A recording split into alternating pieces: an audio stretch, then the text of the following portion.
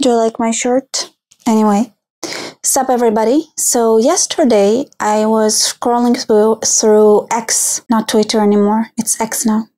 And I saw this tweet by Lucas X post. Tweet? Is it not tweets anymore?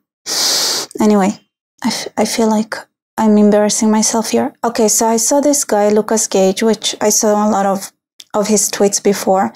And it's not that I'm following him, but he keeps popping up in my feed. To be honest, it's kind of funny sometimes. But I saw that he made a post which was super like conspiracy theory, 100%, like you cannot like super like pure anti-Semitic post that he posted.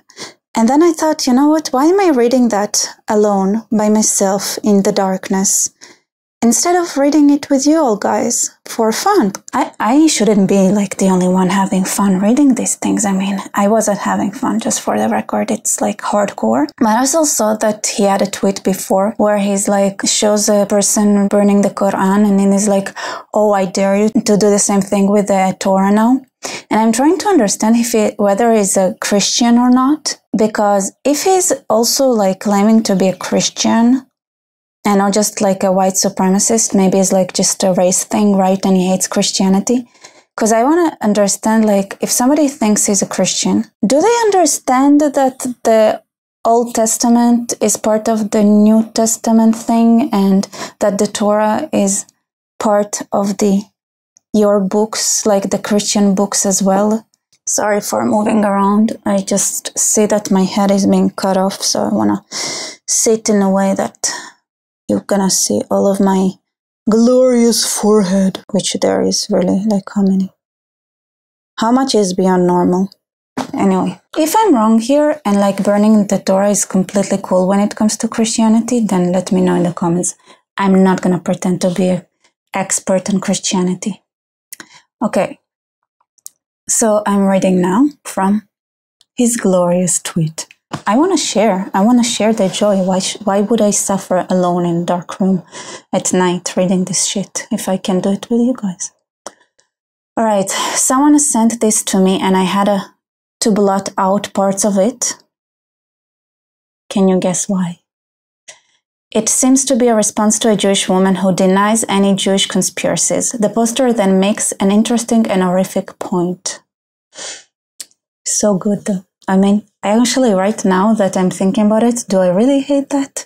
I guess I should hate it more because it's kind of scary that there are people stupid enough to think this way. Okay, she has it completely back. Anonymous person answering this Jewish lady about there is no Jewish conspiracy. She has it completely backwards. If there was a Jewish conspiracy, then the rational course of action would be to bust the leaders and the organizational structure and leave the pleb Jews alone. The alternative is that there is no conspiracy, that the collective Jewish antagonism towards their host societies is spontaneous and self-organizing, that it is just a genetic condition of Jews to behave like this even in the absence of top-down organization. If this is the case, then you can't just bust the leadership or the organizational structures. You need to... This part is blurred. I mean, I'm guessing it starts with Eri and ends with decade, something like that. The Jews on a genetic level. The conspiracy theorists are actually throwing Jews a bone. To be honest, I'm having a deja vu right now. I think there was a certain someone that made like some similar claims. I don't remember what that is though. Anyway, the conspiracy theorists are actually throwing Jews a bone, but Jews being Jews, they must bite the hand that feeds them. Bitch, I'm sure he wrote it with that intonation. Bitch, you should want there to be a conspiracy because that is the only way you will be seen as innocent. No conspiracy implies that it is a genetic condition, and if it is a genetic condition, then blurred, blah, blah, blah, blah. No conspiracy implies that it's a genetic condition. You see, this is the problem. Like, this is why I'm saying, like, the education system, what are they doing? What are they doing? What are they like? Isn't this person supposed to be able to find the conspiracy theory that is it's on a genetic level? Because it happened before. Somebody already kind of thought of that, and somebody answered him. Tony Rigatoni had posted that one. If the Holocaust actually happened and the Allies really did save Jews from evil gas chambers, the evil gas chambers. Damn. Jews should be building monuments to their white rescuers and singing their praises. Actually, we have many monuments to our white rescuers all throughout Israel. Yeah, we actually do have them. We have monuments for our white rescuers. Everyone who saved us from those evil gas chambers got a monument. Individuals and armies, they all have monuments. Instead, they write article after article, policy after policy, about how all whites need to be sterilized and exterminated. I'm kind of interested, who writes that? Oh, I know, maybe the Ignative dude, the crazy person, wrote something like that about abolishing the white race. But it's like race as a concept or something. He got twisted. But he was also insane and a communist, so I don't know. We cannot control every Jew. Some Jews do have bipolar reason. Whatever. They are ungrateful for their liberators. Men charged into machine gun fire to save them. And now they're telling the generations that came after that they all deserve to die for the crime of being white. Okay, exciting stuff. Thus begs the following questions. If the Holocaust was real and Jews hated their liberators, doesn't that prove Hitler right about them? I'm just thinking if they're doing scholarships and they're working so hard towards it, so they should be having a more interesting debate about where exactly the problem is. Is it genetic? Is it our books? Do we have an organization? What's wrong with us? I'm kind of curious.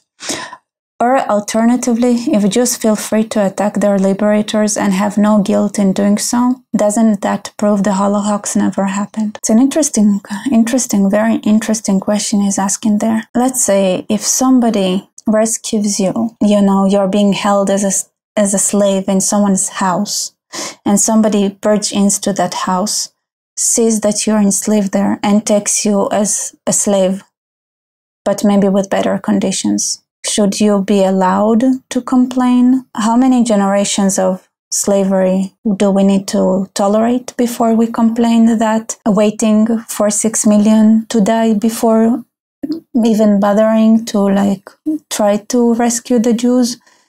And even that is more of a side effect, unintended, not a direct intention to begin with to rescue the Jews. The Jews that, who wanted to rescue the Jews? The Jews that there were a good amount of Jews, both in the Red Army, both in the American Army. Jews were enlisted to those armies, and they really did want to go and liberate the Jews. But who's Aiden Hunter? Moderate centrist.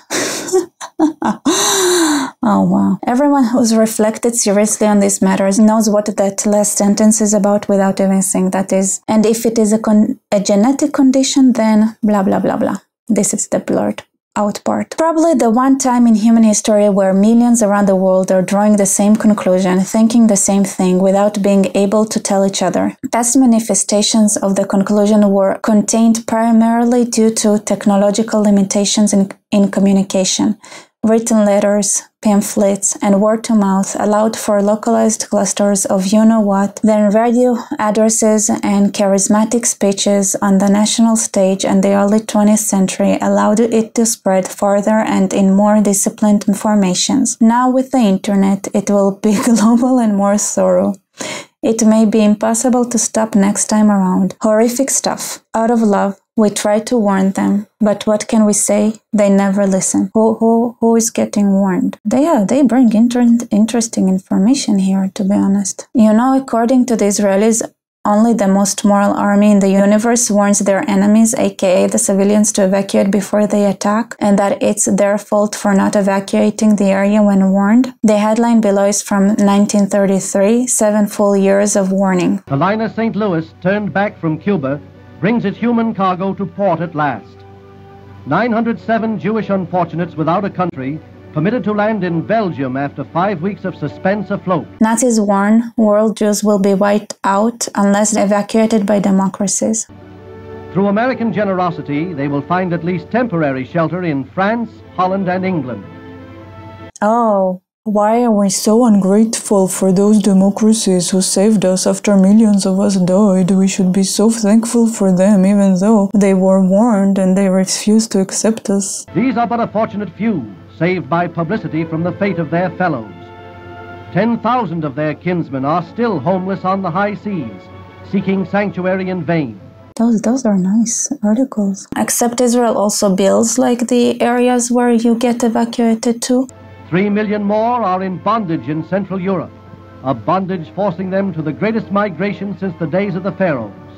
So if Germany had been nice enough to have I don't know, part of Germany just designate it and say, hey Jews, you can live here and we promise we're not going to hurt you there and we're going to supply you with everything you need, even food or everything.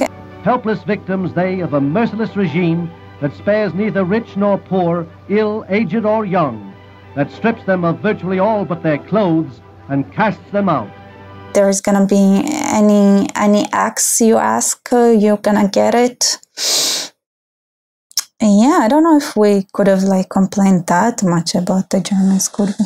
And yet for these few who have escaped, penniless but undaunted, life still looks sweet.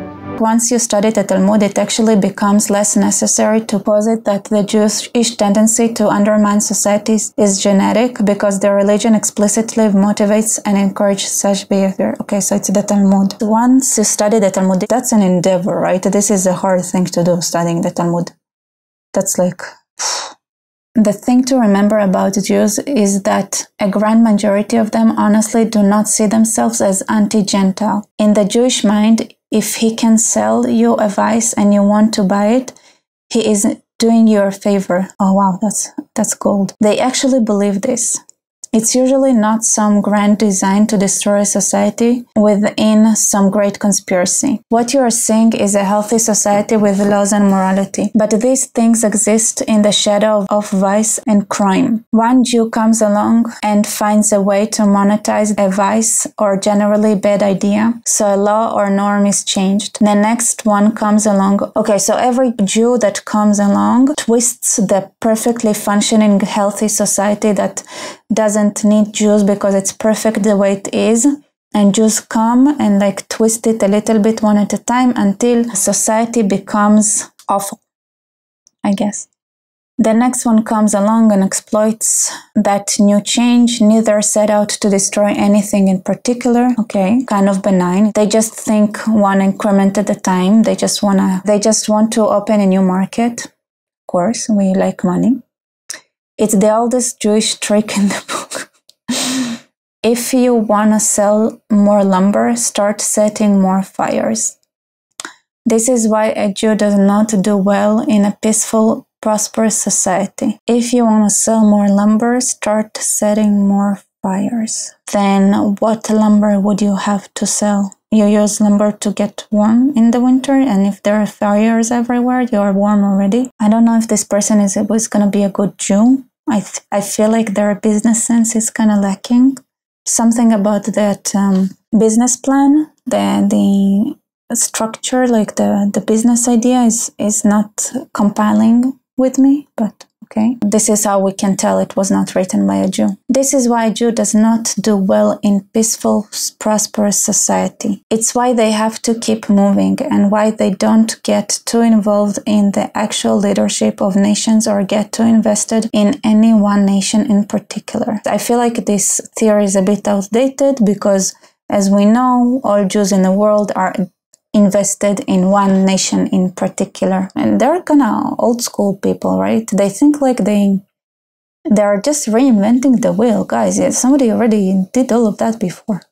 Nothing here is new. In the Jewish mind, all societies come to an end, and there is no moral flaw in advancing a weakness to a society's inevitable destruction. After all, it's their fault for buying what the Jews is selling. That is how they justify it. To be honest, like, if you're so... Like, I like all those conspiracy theories because it also requires you to believe that people are just mindless bots. And that the Jews are like, they can sell whatever idea to those mindless bots because they literally are like they never stop thinking about what they're being sold. So that's how they justify it. The termite is a good analogy. Termites have nothing against you or your home personally. None of them intend to destroy your home. Each one sets out to have a lunch, and that's pretty much the end of it, to be honest, okay? So I was in the jungle in the Amazonas not so long ago, and I asked, like, you know, in the real wild Amazonas, there isn't anything you can actually eat. But termites are one of the only things that are available everywhere, and you can eat them and survive in the jungle. So I think it's all context, like it needs context, right? Termites are not fun when it's inside your house and you have something else to eat. But if you're in the middle of a jungle and there is literally nothing else, then termites are a great source of nutrition, which I guess, please don't eat us. It's weird. But when you step back, you see a bunch of individuals of an unidentifiable group, all following the same personal program that has the same effect of destroying your property. So it naturally looks like a conspiracy when it really wasn't. Indians would get the same impressions from European settlers. So even though none of them are against you personally, they have any conspiracy. The effect is all the same. Went kind of woke in the end, right? So Indians can say the same about European settlers, but so are you pro-white or against white?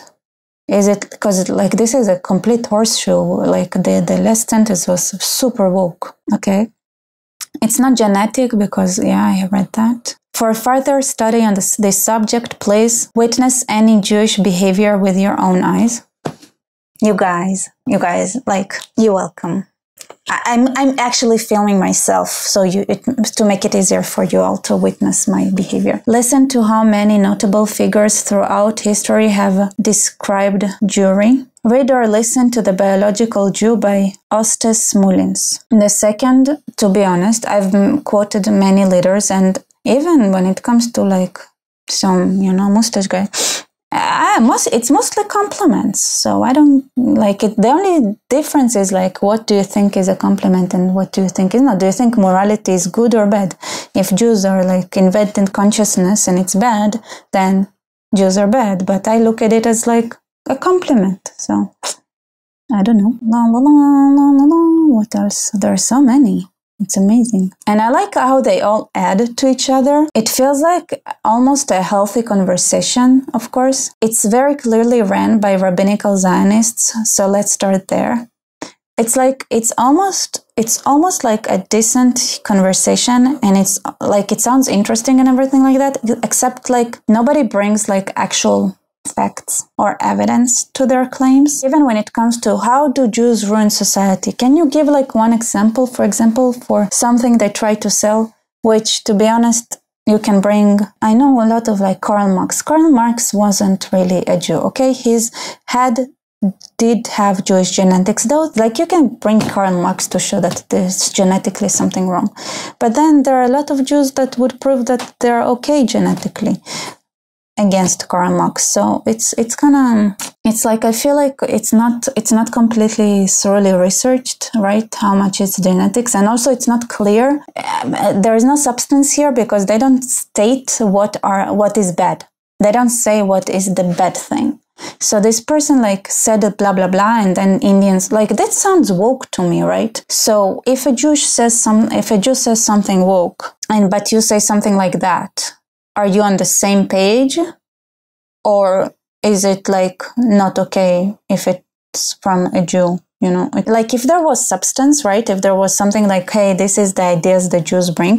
By the way, you can definitely do that. You can read the Bible and be like, hey, I don't like the 10 Commandments, and this is what the Jews bring around. And I'll be like, all right, there is substance. There is something you base it on. And then when you like the Talmud is problematic because it's conversations and people argue there. You don't understand what the Talmud is. It's like me trying to say, Lucas Gage represents all Americans. I hope not. Definitely, like, not all Americans 2,000 years from now, right? Like, this is how ridiculous quoting the Talmud sounds like. Yeah, the Talmud is good for preserving information and understanding of the world fit to its time. And it's also like arguments between Jews. And there are things that are not a controversy, right? There are certain things that are in the Talmud that have been decided to be axioms. If you don't know how to read the Talmud, you cannot what is an axiom and what is not, because they bring like quotes talking about, okay, what happens if he's being molested, the child being molested. The fact that you need to get rid of the molester is taken for granted. And then it's like, oh, and then people use it like, oh, they're justifying. No, they're not justifying. They just know it happens. Because it happens and there are victims, there is a question of how do you treat the victims? How do you help the victims? What can you do for the victims? That's what they're talking about. And so it goes on. It's multiple things. Partially genetic, partially epigenetic and ancestral memory, partially Talmudic and cultural, and then leaders rise and in this environment create small conspiracies that then walk in locksteps, giving the effect of a worldwide conspiracy without the evidence. Oh, that's an answer to, it's very clearly ran by rabbinical Zionism. So let's start there. And then the next answer is, it's not genetic, it's silly, it's their religion and their racial culture. It's very simple to see. It's actually irrational to argue that there isn't a significant genetic contribution to explain why Jews act the way they do, which is why it's impossible to truly understand why Jews act the way they do if they're not Jewish, if you're not Jewish. But like, this is like, how do they act? Like, can you be more specific about like Jewish beliefs, right? Or the way Jews think, or what they're trying to sell, or, you know, because I know what they're trying to sell. It's here. It's not a secret, right? You have the Noachides laws that the Jews are trying to sell the world. You have the 10 Commandments that the Jews are trying to kind of make, especially like the ones that are not talking about our perception of God necessarily, but the other things, but definitely Noachides. And there are things that we don't accept the goys not to do. For example, to eat an animal while it's still alive. And they're like, oh no, saying goy is offensive. Goy just means nations, okay? Jews are also a goy. Relax. It just means other nations. So if they meet other nations, and they'll be like, oh, don't eat an animal while it's still alive. This is something a Jew would tell you. You know, like the substance. There is no substance. Can you explain like what's wrong? What do you not like about the Jews? Jews do have a strong tendency to circle the wagons. Rather, they admit the truth about criminal behavior of any Jews. Two examples, Leo Frank and Rosenbergs, they argue that they have been so persecuted in the past that it is dangerous to all Jews to allow any evidence of criminals to be acknowledged. It seems like a self-defeating strategy, generating more hate, but generating hate to others. So that like blood libels, people framing Jews and Jews calling it out. Okay, so I get it. Like, you think, okay, Jews should be more strict about punishing their people who are misbehaving or something, like at least there is a direction for substance. Is this a real account? Somebody wrote it is absolutely genetic, but they're called BLM Tel Aviv. So I'm very confused. What is BLM Tel Aviv? Is it a parody account? I don't know. All right, so that's the thing, is like, it all sounds good on paper, but there is no substance here, because you guys don't bring out like what bothers you. And if it bothers you like that Jews think that they're better than Gentiles or goys or whatever, then how is it different from you like saying that the white people have the right to defend themselves and that you can have your genetic purity? Like, you can have that. Listen, we're not gonna force you to marry anyone that you don't want to marry. Seriously, like, this is way out of our jurisdiction. Am I helping them right now? Oops. Anyway, like, comment, subscribe. I hope you enjoyed this episode. I have a Buy Me Coffee link below if you guys want to support me, and like, comment, subscribe, share this video. See you later, and tell me what are your favorite anti-Semitic conversation tropes, whatever. I wish, it's like, to me, the Jews should be really going back to the basics and teaching people how to...